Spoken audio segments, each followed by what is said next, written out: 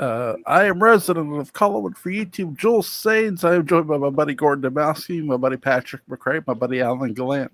We're here to review the whole earthquake. Alan is experiencing technical difficulties with an earthquake. It may be caused by Burgess Meredith. We're reviewing season 1, episode 12, "The Night of the Human Trigger." What did you guys think of Burgess Meredith as a guest star here, Gordon? I thought he gave a pretty good performance. It's basically his proto Penguin. It is a great audition for Batman, which he would get very soon thereafter. So, Patrick? Hot. Yes, well, absolutely. Buster Poindexter would be proud. Yeah, I use Burgess Meredith. I mean, there's no flies on Burgess Meredith. I mean, I want everyone here to go to Google image search and look up Burgess Meredith, Such Good Friends, and see what you get. Have fun. But I mean, Burgess is he's marvelous. He knows is that fantastic voice that no one else has, and he that maniacal grin. I mean, certainly the dirtiest old man. Mm-hmm. No matter the age, to appear in anything. He's just walking lasciviousness and strangeness, even if that's not in the plot. And I was delighted that he, the episode's sort of like, but Burgess Meredith is magnificent. And the great line he says about "I will tickle you," or what the hell was that? Well, he's got these really strange relational lines to his daughter and his sons. I mean, yeah, really whacked out stuff. Yeah, so that was, as a Kentuckian, I appreciate all of that. Yeah, really. You can almost hear the banjos going off in the background when he was talking about his kids. Aeschylus's wife asked me to knock off the Kentucky stuff because she was a Kentucky native. Well, that means you have to. You have to turn the screw a little bit more, though, if she's asking you to knock it off. Yeah, so am I, and I escaped. Yes. To Tennessee, which is like, getting yourself out of Alcatraz and finding you're on Rikers Island on the other side. Well, it's going from a 4-string to a 5-string banjo, right? That's true. Tennessee got all the religion. Kentucky got all the depravity. I actually prefer the depravity to. I do too. I do too. Oh my goodness! What did you guys think of the earthquake effects here? That was interesting. Just a real straightforward camera gimmick. That's all it is, and it works. I mean, it works. It gives you that sensation.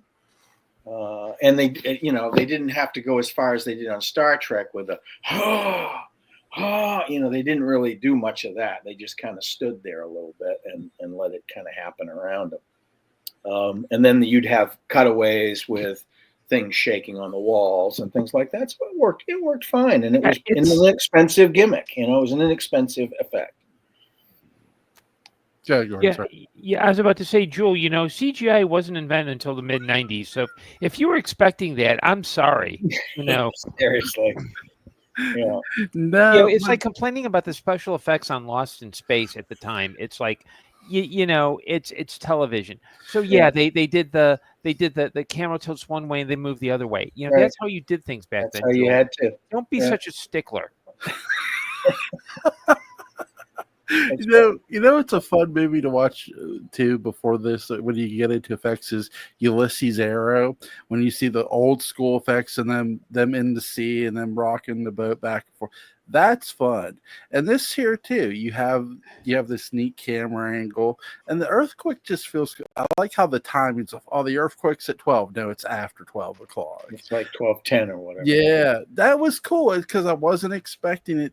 Because I'd forgotten that, and I wasn't expecting. Wait, isn't it at 12? I thought that was right, and they're like, "Nope, it's after." And it was totally within Burgess Meredith's character to jerk everybody's chain that way too. I mean, he's just a total chain jerker. Yeah.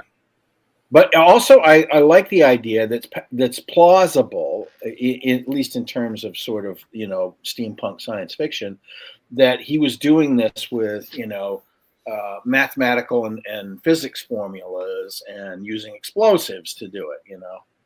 And it's kind of it's a leap of logic, but not that big of a leap of logic.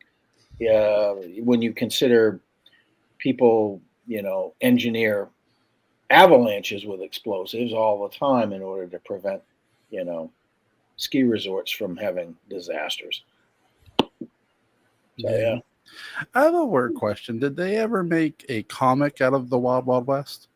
They did. Yes. It's an independent. I forget the company that made them. It was Millennium Comics. I think it was the 90s. Yeah. It was definitely the 90s. Yeah. Cool. Was it continuing from the series, or was it its own thing?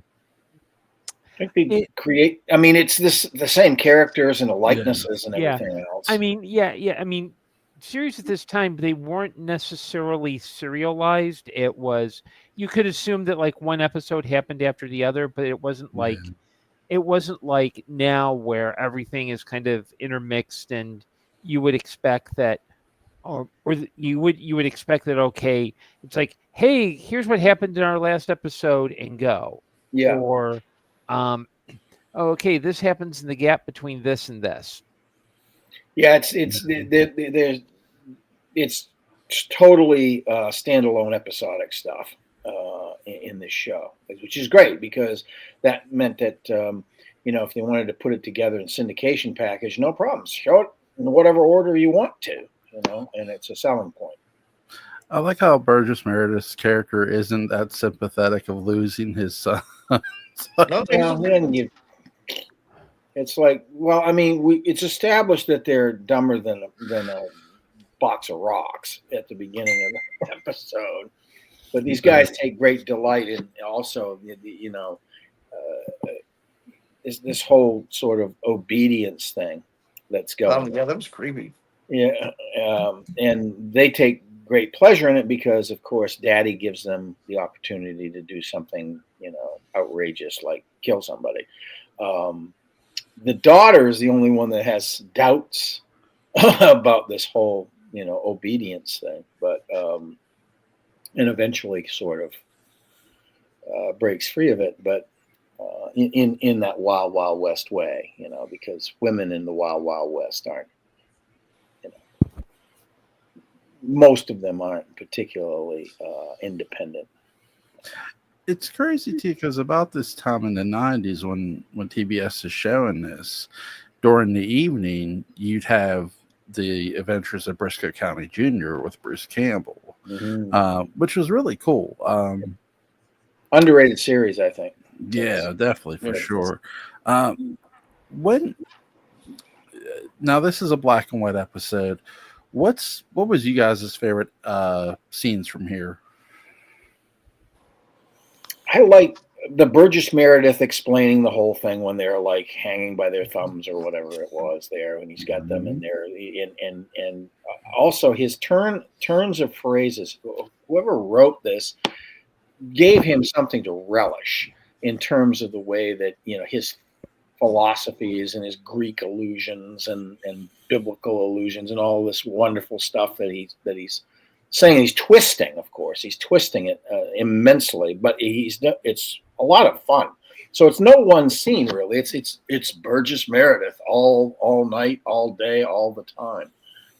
In terms of his dialogue, the way that he presents. This is the 60s was really the beginning of the Burgess Meredith aggressive, in-your-face, brilliant, sardonic, sarcastic, sometimes combative sort of acting that he does that culminates in "You're a bum, Rock," a few years after this, another 10 or 12 years after this. Yeah, because the only film I think he was noted for before this was I think Of Mice and Men. That's correct. Where he played the general guy as opposed to Lon Chaney Jr. Yeah, he Tell played me about the rabbits. Tell me about the rabbits. Yeah, he's the one that has marbles upstairs where the Lenny character is the real, the truly tragic character who wants to have a rabbit farm, that whole thing. So he's really good in that, and he's he has some of those witticisms, but I mean he was doing stuff in film and on stage as far back as the mid 30s. So he was a real Depression era actor. Came out of that whole thing. Even as a young man, he was he had achieved some fame, but our generation, of course, knows him from the 60s on through. And I think he achieved his greatest fame in that era because of Batman and then the Rocky films later and all that sort of thing. But he was in a ton of television shows at this time too. I mean, I doubt he had to audition for very much because there was so much evidence of his acting style and abilities, in the can by this time. He also played a war correspondent in Real G.I. Joe, or The Real Story of G.I. Joe, which is really good. Which is an old black and white military movie starring Robert Mitchum. And he and Jack Klugman are the two actors who appeared the most in the classic Twilight Zone. Yeah.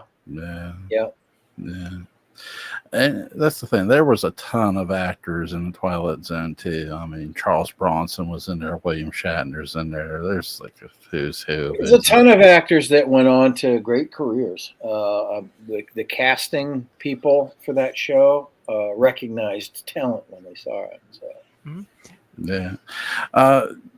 He's pretty much, you could say he's sort of guest starring here. I know he's more of a main character, but I like how the female character too, she's sort of on the fence about this whole thing.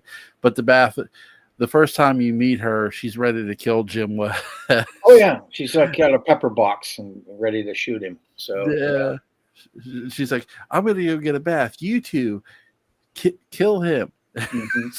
She's just. But again, it's this obedience kink that's going on in this family. They're all father, daddy, whatever. He's the boss of everything. And the fun part is you don't get to see him at the beginning of it, so it builds a mystery for you until you finally say, "Oh, look at who it is." Yeah, and he's so I like to. He's familiar enough with the government to have Jim West and Artemis Gordon searched for their tools and their weapons. Their tools, he went right for their tools. Yeah, this was ahead of its time in terms of that Mitchell Brothers stuff. So it's almost like he's sowing the seeds for his character in Grumpy Old Men.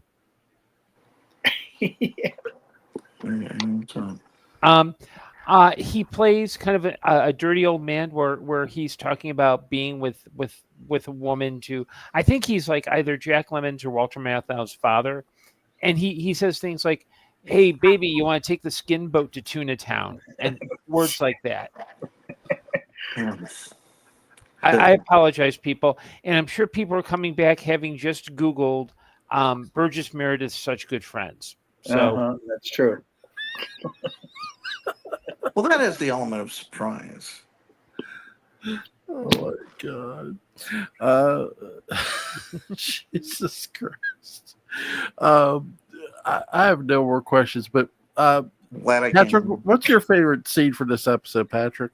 The closing credits. I gotta talk about this. I don't think it's a very good episode.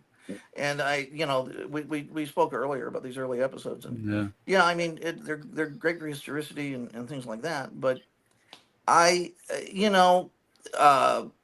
and gentlemen in the audience, if you have not seen Wild Wild West, these historic takes of the early episodes are interesting. They have a quality to them that is important to see. But the show changes a great deal, and if you were to look at the ratings, I suspect later episodes were higher rated, probably because they commanded a little more affection. All the elements that will go on to make Wild Wild West great are in an episode like this. Artemis Gordon in disguise, a mad villain with a massive steampunk plan Mm-hmm. to do a land grab. James West in the pants, The tight pants. Yeah. the tight pants, all of that. And I think that's good, but I would be lying or creating a euphemism of some sort if I said there was any scene that was my favorite. I mean, like if I had to pick a scene I didn't dislike as much as other scenes, and I know that sounds harsh, and I'm very lucky to be a guest on here, so I'm not trying to alienate my way out of being a guest. I really am not. Fine. But sure, I mean, the Burgess Meredith stuff is great. Are there other places I can see better Burgess Meredith? Yeah. Mm-hmm. Are there other places I see better Wild Wild West? Yeah.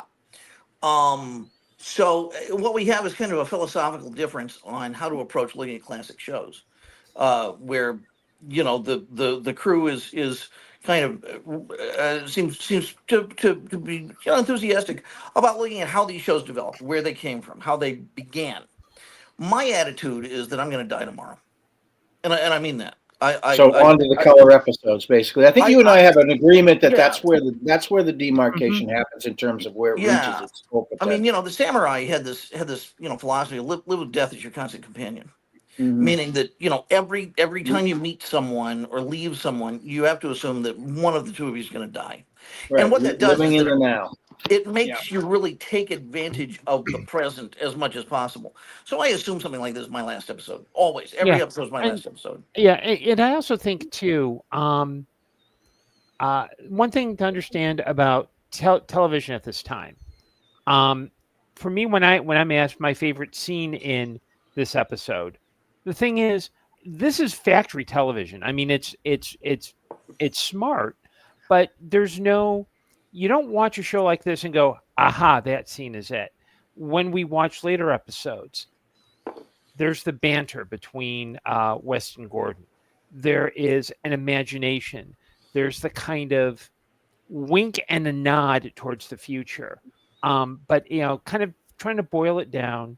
And, I have no problem with these early episodes, but I understand that, you kind of want to get to the good stuff. And I don't have a problem with them either. I mean, if it's on TV and that's, cool, early Wild Wild West. But if I'm here to represent Wild Wild West and to dig into it, I totally respect these choices. They're respectable choices. And I'm glad to be a part of the discussion. But at the same time, to be honest, I don't have a lot to bring to the table compared to what I do with other episodes. And we want to keep doing early episodes. That's fine. And I'm not going to take my trick gun that comes out of my sleeve or whatever and go home at all. No, that's not what I'm saying. But I do look forward to getting to season 3 kind of stuff. Yeah. And that's all. It's also, and I agree with you in terms of it's not so much with a show like this any one scene, although occasionally a scene does kind of really jump out at you. It is more about the elements, the what you talked about in terms of the smart of it, the banter, or this effect, or this kind of attitude, which again more fully develops as the show goes on. Now, as these actors and writers get really used to each other, and they start realizing, okay, we can go here with this more, maybe less with this, and we can make it more efficient. And I would suggest that for our next episode, we jump to series 2 for a couple of reasons. The key is that this first series, the main producer is Fred Freeberger, who he was season 3. Yes. Season 3 of Star Trek, Space season 1999. Space 1999, yeah. And he is, I'm going to try to be as gentle and as loving as and as generous as I can. But Fred Freeberger is a talentless hack. He's the guy you bring in to get it done on time and on budget. And he plays it safe. He knows he can get just so much attention from doing it a certain way. Season 2, you bring on Bruce Lansbury, who is trivia note, he's Angela Lansbury's nephew, Mm-hmm. but he also brings with him, you bring the move and the color, but you also brings the wit. The plots are a little bit more. I think Bob Conrad starts to get more freedom in terms of what he can do with Jim West too. And the other thing is that with series 2, Bob Conrad, he not only starts doing more of his own stunts, he actually took a role in arranging. There's usually like a big fight with 3 other guys, and it's the same 3 guys. He would choreograph those, and I think those give the action. It gives it a little bit more of a lift. So those guys learned to work with each other very closely, and it made it better. Ross Martin, in terms of the disguises, he starts sketching out what he's going to do. So if it calls for, say, a elderly intellectual from Germany, he'll figure out, oh, okay, well, this guy is bald, He would sketch it out and then work with the makeup guys to do the makeup and play it as a character. Yeah. And it's kind of the reasons why it's and I think moving into that, it's and series 2 is when it starts picking up in the ratings. So it was never like it peaks and it goes down.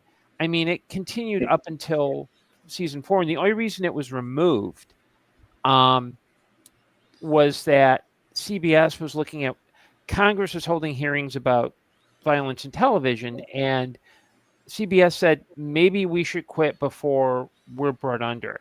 And having seen the whole series, because I own the complete set, I mean, the last 2 or 3 you can see Russ Martin had a heart attack, like literally in the middle of season 4. Yeah, and they had various people sort of replace him for a while. Yeah, so they had Charles Aidman as Jeremy Pike for a few, and those were okay.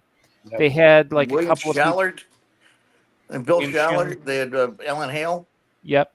And then the very last episode, last 2 or 3, he was alone. West was alone. And those last 2 or 3, you can tell they were kind of like, you could see the fatigue start to settle in. Like, you can kind of see where the latter half of season 4 is not bad. There are some really good ones, but the last 3, you can kind of go, okay, yeah, maybe it's winding down. Yeah, it's.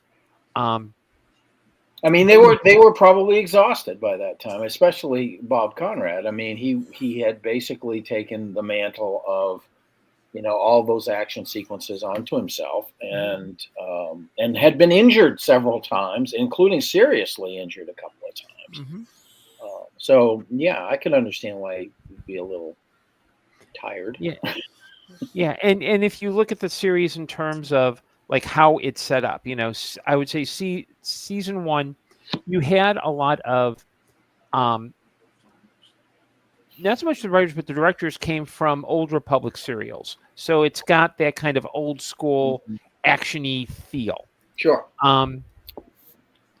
Season 2 gets a little bit more fantasy oriented. So, there's it'll vacillate from, say, The Night of the Vicious Valentine, which is about computer dating in the 1800s. Right, it becomes more steampunk. Yeah. In some ways. To The Night of the Lord of Limbo, which I'm sure that I'd have to look at the timeline, but I'm sure that someone on the Dark Shadows writing staff looked at that and say, maybe instead of a painting, we could do a door into a parallel world. Yeah. And then season 3 or 4 are they kind of develop like they mix it up, but they do kind of a stock formula, which is usually it's the governor of a territory. Somebody wants to take over, and super science is involved, and it's not a bad formula. And there's consultations with President Grant more frequently. Right. Too.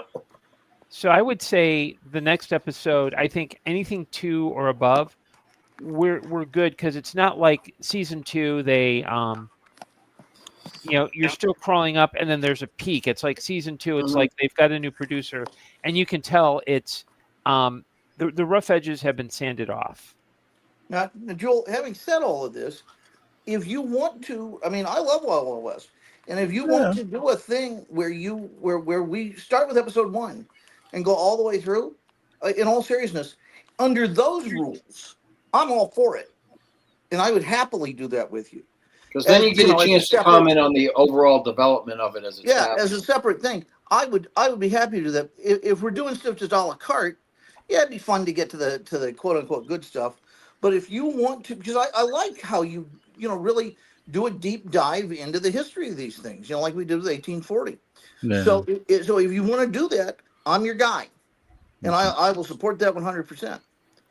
Well, it's whatever you guys want to do. I mean, well, it's no saying that we can't do 2 of them, and there's one team on one and one team on the other, or a little bit of both. So, but I having Mr. Grumpy Pants there, I also want to be Mr. Happy Pants for you. A change of venue from Grumpy Pants to Happy Pants. And Joel, let me just point out, I've known Patrick long enough. He's not Mr. Happy Pants for just anyone. That's true. That's true. I'm not even Happy Pants for me. Well, I'll let you guys pick the next episode. That's what we'll do. That way, I'll watch anything. You guys know that. So I have a suggestion. Sure. Okay. I have a suggestion. Well, I am, and anyone who wants to join me, happy, welcome to do it. Julie, if you want to look at episode 1, I'm happy to look at episode 1. And if we want to alternate, or I don't know, something like that, I'm happy to do both. As long as, if we're doing the individual episodes, we actually commit to, we're going to do the series, and we set aside maybe a couple of nights a week or something like that to really, hit this hard and keep going. That's fine. So, because, Joel, here's the thing, and I respect this, and I've always respected this. It's your show. Yeah, I mean, I understand. And so, ultimately, this has to be something that you're happy with. And not that you would be unhappy with the other thing, but when I say Joel T. Sains Presents, if Alan and I are doing something, I'm serious about that. Yeah. Well, I mean, I'm happy pretty much doing anything. So, I mean, I'm not really like unhappy. Meth? What's that? Like meth? I don't know. I don't know. I'm talking television series. Oh, okay. I'll pretty much do anything. So, okay. Jules, save it for your Craigslist post. Oh my God. Lincoln looks impressed. He is. Yeah. Hey, Lincoln. Kitty. Hey, Lincoln. Hey, buddy. So I'll tell you what. Well, tomorrow night we'll do episode 1 for you guys. And then we'll go from there. We'll see what you guys want to do after that. Okay. Well, I am not available tomorrow night, but I give all 3 of you the blessing to go on without me. There's got to be a morning after pill. There has to be a morning. Yeah, there's a pill for the morning after. I know. My best friend. No, I've been, Yeah, we also link to Gordon Dymowski's Amazon page and website will be in the description box. Link to Alan Gallant's YouTube channel will be in the description box. Link to Patrick McCray's Dark Shadows Day book Unbound will be in the description box. Go pick it up if you haven't already. Gentlemen, you have a safe night. Take care. Good night. Good night. Snip wisely.